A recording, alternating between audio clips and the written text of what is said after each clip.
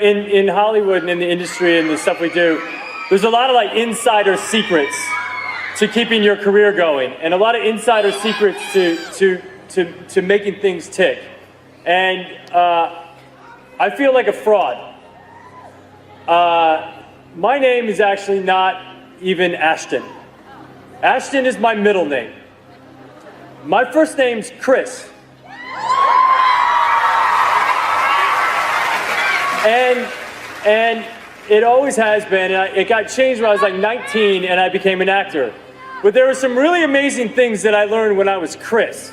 And I wanted to share those things with you guys because I think it's helped me be here today. So it's really three things. The first thing is about opportunity. The second thing is about being sexy. And the third thing is about living life. So first, opportunity. I believe that opportunity looks a lot like hard work. When I was 13, I had my first job with my dad carrying shingles up to the roof. And then I got a job washing dishes at a restaurant. And then I got a job in a grocery store deli. And then I got a job in a factory sweeping Cheerio dust off the ground. And I've never had a job in my life that I was better than. I was always just lucky to have a job. And every job I had was a stepping stone to my next job. And I never quit my job until I had my next job. And so opportunities look a lot like work. Number two, being sexy.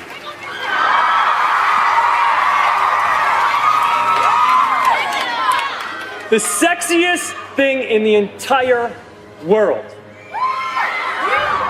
is being really smart. And being thoughtful. And being generous. Everything else is crap, I promise you. It's just crap that people try to sell to you to make you feel like less. So don't buy it. Be smart, be thoughtful, and be generous. The third thing is something that I just relearned when I was making this movie about Steve Jobs. And Steve Jobs said, when you grow up, you tend to get told that the world is the way that it is. And that your life is to live your life inside the world and try not to get in too much trouble and maybe get an education and get a job and make some money and have a family. But life can be a lot broader than that when you realize one simple thing. And that is that everything around us that we call life was made up by people that are no smarter than you. And you can build your own things. You can build your own life that other people can live in. So build a life. Don't live one, build one. Find your opportunities and always be sexy. I love you guys. You got to become a risk taker. Write that down. Viscott said, if you're not willing to risk, you can't grow. And if you can't grow, you can't become your best. And if you can't become your best, you can't be happy. And if you can't be happy, then what else is there? You know what? I saw Dr. Norman Vincent Peale 23 years ago. But for 13 years, I wouldn't take the chance. For 13 years, I was living in my comfort zone. For 13 years, I kept saying, Les Brown, you can't do that. Les Brown, you can't have that kind of audience. Les Brown, you don't have the oratorical skills. You don't have the knowledge. You don't have the money. I kept saying, I can't do that. There's an old African proverb that says, if there's no enemy within, the enemy outside can do us no harm. Bishop talks about the enemy in me. If there's no enemy within, how many of you know that you've been your own worst enemy? Raise your hands. So you've got to be willing to get outside your comfort zone. And no one could have told me that the willingness to get outside of my comfort zone, the willingness to fail, the willingness to try, to experiment, the willingness to take some chances, the willingness to do something I'd never done, that in the last 12 years, for 13 years, I didn't do it. I convinced myself I couldn't do it. Then the last 12 years, I've earned in excess of $14 million. Let me tell you something. $14 million, a good garden and a healthy hog, and you can make it through the winter in Birmingham, Alabama. Do you hear me? No one could have told me I have 2 books, Live Your Dreams, and It's Not Over Until You Win. No one could have told me, born in an abandoned building on the floor, labeled educable mentally retarded, no college training. No one could have told me I would have produced 5 specials for public television. That I'd had 3 years ago the highest rated, fastest canceled talk show in the history of television. Because I wouldn't do those conflict and controversy shows. No one could have told me. I had no idea that I could do what I'm doing right now. Let me tell you what I know about you, and I don't know you. You got greatness within you. One of Dr. King's mentors, Dr. Howard Thurman, said something one night. I was reading and I couldn't sleep. He said the ideal situation for a man or woman to die is to have family members standing around their bed, praying with them as they cross over. He said, but imagine, if you will, being on your deathbed and standing around you are the ideas, the dreams that have been given to you by life, the talents, the gifts that you've never nurtured, that you never developed, the skills that you never did anything with, standing around your bed looking at you with large angry eyes, saying, we came to you, only you could have given us life, and now we must die with you forever.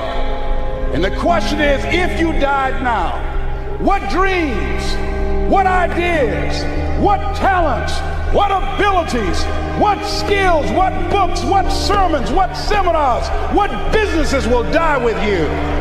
Miles Monroe said the wealthiest place on the planet is not in the Far East, where they have oil in the ground. It's not in South Africa, where they have diamond mines. He said the wealthiest place on the planet is the cemetery, because there you'll find dreams not pursued, books never written, songs never sung, sermons never delivered, businesses never erected, talents never nurtured, skills never developed. You survived 1 out of 40 million sperms. You were born to win. God wants you to be rich and wealthy and successful and to live the abundant life. You must affirm that for yourself every day. So as you look at yourself and you look at your life and you look at your circumstances, as you work on your goals and your dreams, here's some things I want to give you. Write this down. Hold yourself to high standards. See, what if Bishop T.D. Jakes had decided, when he first received the idea of the Manpower Conference, that it could not be? What if he had allowed that idea to die? We would not be here. See, many of you here, you are pregnant with some ideas. I'm telling you what I know. I will leave here this afternoon, tonight, in 1 hour, doing what I'm doing now. In 1 hour, I'll earn in excess of $150,000. I had no idea that I had the capacity to do what I'm doing right now. You've got genius in you. You're made in the likeness and image of God. You've got greatness in you. You have some special stuff in you. You showed up with it. So as you look at your life and you decide to become a risk taker, make it okay to fail, to experiment, trial and error. Repeat after me, please. No test, no testimony. Yeah, you're going to face some hard times. What's the first thing they say when you get on an airplane before they take off? Fasten your seatbelt. Why? Because you will experience some turbulence before you reach a comfortable altitude.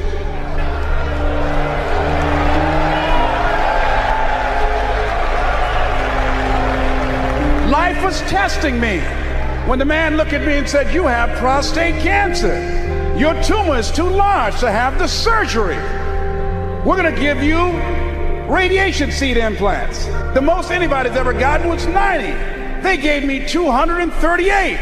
I went back 3 weeks ago.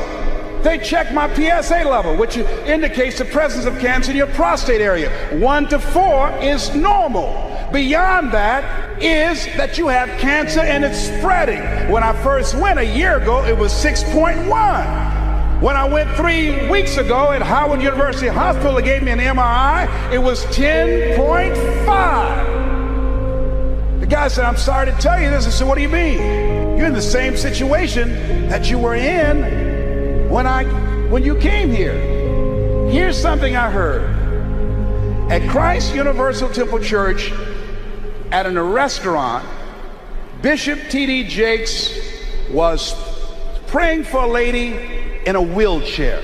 And it's odd how things come to you. When he finished praying for the lady, I'm sure there were some questions were asked that weren't verbal, that if the prayer worked, why didn't she get up and walk?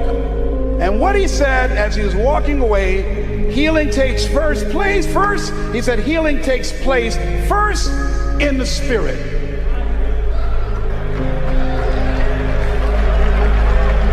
It didn't matter about his numbers. It didn't matter about their diagnosis. Judge not according to appearances. You must have the faith to call forth those things that be not as though they were. Now, do you really believe? See, it's one thing to believe when you got money in your pocket. It's one thing to believe when your marriage is working out and you got your health and your children acting like they got good sense. Oh, it's good to say, oh, the Lord is blessing me. It's easy to believe then. Oh, but when you get that diagnosis, say you ain't gonna be here long. When you lose your job, when someone you thought you'd be with for the rest of your life say, no, we can't do this no more. That's when you have to stand. That's when you have to begin to live this faith, and that's not on you. That's when you got to call on something higher than you. Let that mind be in you. You got to be out of your mind to believe in spite of these numbers you can still make it. In spite of the pain you're feeling, you can still come back again. You got to be out of your mind. That's right. I'm in that Christ mind. I believe it. And not when things are just favorable, not fair weather faith. And you've got to believe that. When you're going out here with your ideas, with your products, with your services, and part of being successful is you got to hold yourself to high standards. I use Bishop Jakes as a model. His people take care of you. He's thorough. Hold yourself to high standards, whatever you do. There's no saying, do not go where the path may lead, but go where there's no path and leave a trail. Treat people with respect. Treat them the way that you want to be treated. Tony, who's with me, who's been assigned to me, courteous, respectful, called several times. Is there anything I can do for you? Can I help you out? That's first-class service. If you decide to provide first-class service, John H. Johnson, a book called Making Against the Odds, he said, there's no defense against an excellence that meets a pressing public need. When I decided to become involved in the motivational industry, I didn't have the money of a Dr. Norman Vincent Peale, of Zig Ziglar, of Tony Robbins, and all the other giants out there. I had the gift of gab. So what I did was I trained myself, I disciplined myself to read 3 to 4 books a week. First I started out a month. Now I've increased it with a reading system that I have. Mr. Washington said, Mr. Brown, yes, sir. Do you want to make it? Yes, sir. First, you've got to develop your mind, young man, because you don't get in life what you want, you get in life what you are. Next, you've got to develop your communication skills. Once you open your mouth, you tell the world who you are. They said about Jesus, who obviously was an effective communicator, never spec a man. The reason that you are here is because no one can milk scripture and deliver a sermon that can transform your life and have you jumping up and down like you crazy, like T.D. Jakes. I'm home one day looking at this video my daughter gave me called He Called Me Son. Let me tell you something. By the end of that video, and I've never seen my father, when that video got to the end, I was going to the television and said, Daddy! Come back, Daddy. I pushed reverse and backed it up and said, Daddy. Let me tell you something. He just broke me down in my bedroom. All by myself. I'm looking around to see if anybody see me. That man crafted that message, you hear me? I'm crying like I'm at a funeral. I want my daddy. See, that's a gift. You hear me? That's a gift. Your people use his word anointed. They should not, only place I've ever seen it applicable is in his case. That's the only thing. I mean to tell you, I think I'm a good speaker, but this is a bad boy we got up in here. Words cannot encompass the symbolism of what we have the chance to see up in here. And yet, he's down to earth. I mean down to earth, wear all these little funny outfits he has. I mean, it knocks me out.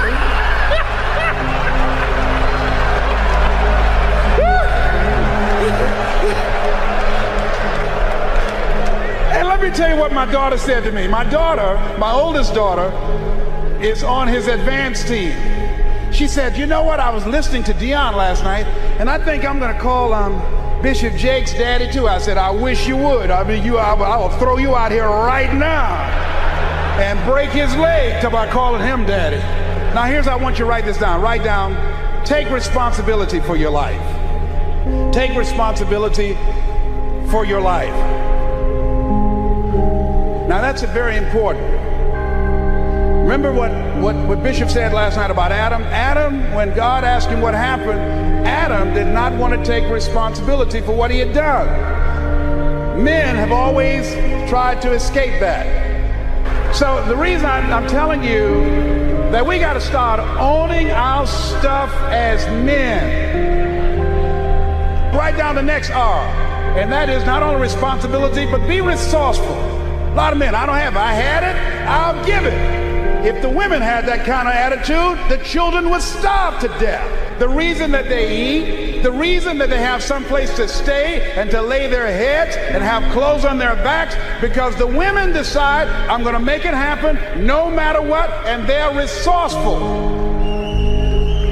My mama raised 7 without a man. She cooked. She cleaned houses. Here's something else that will cause you to reach your goals when you leave here. Write this down. Reasons, compelling reasons. While you're here, when you make this covenant with God, when you decide to live like a conqueror, when you decide to become more successful, to create wealth, to be a change agent in your community, what is it that can keep you on the straight and narrow, that will cause you to keep your commitment to your commitment? I used to do door-to-door sales with a man named Sam Axelrod. Sam Axelrod was intrigued by me because when he came to pick me up, he didn't have to blow his horn. I was downstairs waiting for Sam when he came around the corner. And unlike the men that work with him and other young people, when it got dark and Sam blew the horn, everybody ran to the station wagon. And they would do a head count. And they'd say, who's here? So everybody's here except Les. And they say, hey, Les, come on. No, I'm not coming, Sam. Why? I haven't sold anything. No one's sold anything, Les. It's a long run from Liberty City to Overtown. You got to pass the 20th Street Sharks and the 14th Street Gang. The jitneys will stop running soon. I can't stop, Sam, until I sell something. See, my reason for going door to door is different than everybody else. Most people out there are trying to make some extra money to party on the weekend, or to buy a new outfit, or a new bicycle. The reason that I was working was to take care of my mama. The reason that I was working is because I was working on Miami Beach with my mother. My mama used to fix a kind of sweet potato pie that you couldn't eat with your shoes on.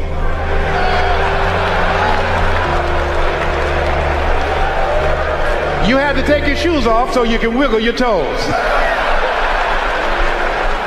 And when we would go door to door, sometimes as late as 10 o'clock at night, I would knock on the door. Who's there? Would you like to buy a nice working television set? No money down? Boy, are you crazy? Yes, I am crazy. I'm crazy about my mama, and I'm going to take care of her. And I'm going to sell a television set tonight, and it might as well be you. And after a while, somebody would say, come on in there, boy, and that better be a good set. What are the reasons? Write down why you're here at this Manpower Conference. Write down 5 compelling reasons of why you're going to keep your commitment to change your life. Keep your commitment never to go back to the life that you once lived. Keep your commitment to creating wealth for yourself, to taking care of your children, to be more responsible, to manifest Christ in you, in your life, in your community. Keep your commitment to live a life of contribution, to keep your commitment to be a conqueror, and to act like it, and to have authority and dominion over everything in your life. What are those reasons? I got on one of my tapes, if life knocked you down, try and land on your back. Because if you can look up, you can get up. Your reasons will help you to get back up again. They'll be your rod and staff to comfort you. So you got to write down 5 reasons on everything that Bishop is saying, and Bishop Merritt, and all the different speakers, and the relationship seminar that Brother Lewis Greenup will do. How you will incorporate the principles from this Manpower Conference in your life and live them and manifest them and support them. Now here's one second to the last thing. Let us say together, you got to be hungry. Hold on. Mr. Watch said, Mr. Brown, what do you want to do? Well, sir, I'd like to be a disc jockey. Mr. Brown, if you want to be a disc jockey, you got to be hungry. What do you mean by that, sir? You've got to be willing to do the things that others won't do in order to have the things tomorrow others won't have. He said you got to work on yourself, develop your mind. You don't get in life what you want, you get in life what you are. Always strive to get on top in life because it's the bottom that's overcrowded. You got to be hungry. I said, yes, sir, I'm hungry. I want to be a disc jockey, sir. He said, is that right? I said, yes, sir. He said, start listening to Paul Harvey. Start listening to people who are effective communicators.